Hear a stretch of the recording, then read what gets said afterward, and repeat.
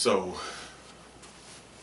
one thing I believe I'm going to start doing again as a personal trainer that I used to do a decent amount, and then I kind of stopped doing it, is creating plans for people.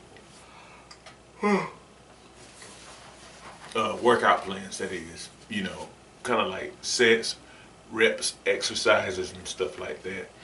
But I say that to say that having a plan is better than having like no plan. You know, even if it's like a rudimentary plan, you know, even if it doesn't, or you feel it doesn't address everything, because having a perfect plan is very much overrated. And it's the reason why a lot of people don't even get started working out at all.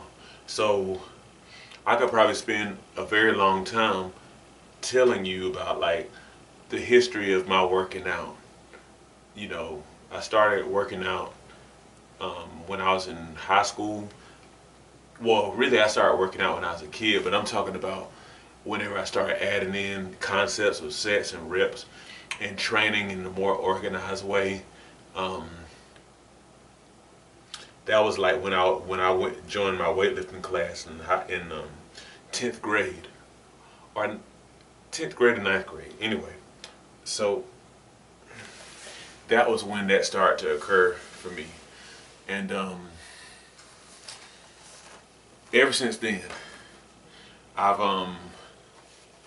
done a lot of different kind of training. You know, weights, jogging, calisthenics. You know, of course I ran track, so I did all those kind of drills and routines related to running track. I've done different kind of classes before. I've done fitness classes before.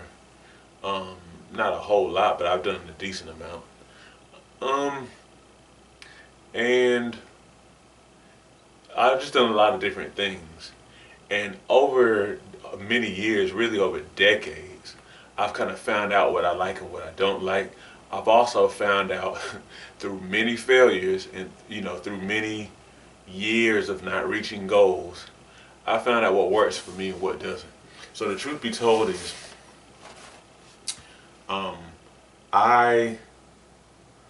when I was younger, I was very skinny. I mean, I'm skinny now, relatively, but not like I used to be. I was quite skinny. When I left high school, I was about 150 something pounds, I think, somewhere around there. These days, I hover around 175, 177, okay? And I think my body fat is somewhere between maybe 13–15%, best guess. And you know, I've been lower body fat. I've also been a higher weight. But anyhow, the point that I'm making is where I am now, as far as my body, where I am in regard to the way I exercise, is not has not been without much trial and error. But one thing I've been doing for a long time is following workout plans, usually of my own design. I mean, I'm a personal trainer now, but even years before I was a personal trainer, I was making out my own plans and trying stuff. I was constantly trying things because my goal was always to build more muscle mass. And so I did ultimately build some, because now again, like, I'm about 20 pounds heavier than I was in high school, and I do believe most of that is muscle. I still would like to build quite a bit more muscle. I mean, to be very honest, I want to build maybe about 20–30 more pounds of muscle. But I say all this to say that I've had a lot of time to like try to do these things and then just not accomplish them. But it's been through me having some form of a plan that I actually started to learn what worked and what didn't work. I learned what it means to try to bulk like people do, and then you end up gaining a decent amount of fat. then back off of that, and then you lose whatever stuff and realize, man, a lot of that gain was fat. You know, I know what it means to do too much cardio and and eat so clean and so low in carbs and stuff like that that you drop all kind of weight. You drop muscle weight too, and have your spouse telling you, "Hey, that's too much." I lost too much weight. But the point that I'm making is, I had a plan, and I followed a plan. I refined, just iterate, iterate, iterate, iterate. But a lot of you, and I'm not being accusatory or something like that. I'm saying it because I've been there. A lot of you are not doing anything because you keep on thinking that you need to have the perfect plan. And when you think you have the perfect plan, a lot of times you end up not doing anything. You're paralyzed because you're like, well, that's not going to work because that's not going to work because of that. I can't do this. You end up creating all these excuses, and then you end up really creating what's the real, or you commit the real sin, so to speak. Not really sin, but I'm just saying the real error of feeling like there's a perfect plan that you haven't found yet. But the real error is that you don't do anything at all. The key really is to start with something. Start with something and iterate it. That's how you learn what actually works. You learn what works in general. You learn what works for you. You learn what you actually like and what you don't like. And that's important. That's very, very important. And I don't know. It's kind of funny. It's like a lot of these things probably coming from me sound cliche. They sound like, well, yeah, that's what people say. But then you get to a place where you really know that you know. What I mean is, you know because you have real experience. It's like, it's not just words anymore for me. I know what works for me. I know what I've done in the past that doesn't work, and I'm still learning. Calisthenics is mainly my thing. These days I'm lifting some more weights because I joined a gym with my wife.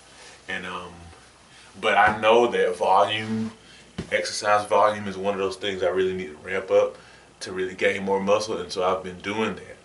Like really, really tiring the muscle out. And but again, I've learned that what I was doing before, even though it actually made me stronger and helped me to accomplish these various goals, it wasn't enough for the weight gain goals that I had. And so you live and you learn. I say all that to say, don't be afraid to start with some sort of plan. Just follow the plan that you have and do like I do. I keep a journal, take notes, to the very least in your head, but take notes and figure out what actually works and iterate.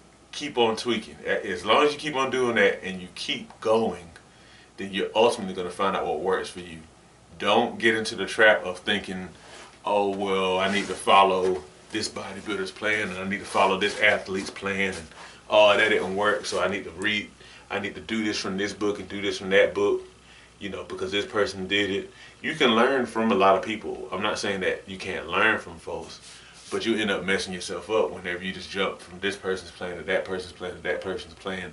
It's more important for you to have a plan, be consistent with it, and then learn from that and kind of keep on tweaking. That's the way I've gotten results, and I've learned a lot of what I've learned about fitness and really overall health for that matter. All right, I think that's good enough. You have a good one. As we get older, it becomes increasingly important to maintain and build muscle. Muscle helps you burn fat, stay mobile, and can contribute to longevity. However, many people have no idea how to work out to build muscle. My mini workout series on Patreon provides you with my body weight mini workout video library. These workouts use little to no equipment, which means that you can do them in the privacy of your own home. They start at beginner level and progress from there to ensure you continue to see results. Every workout is a full body workout, hitting chest, back, legs, and glutes, as well as other muscles in between. Become a patron today and receive access to my series of mini workouts, plus access to a digital copy of my book, 8 Weeks to Transform Your Diet and Your Health. By combining the workouts with healthy diet changes, as outlined in my book, you'll definitely be on your way to weight loss, improved health, and visible results. Join me at patreon.com/SeanB2B Fitness today.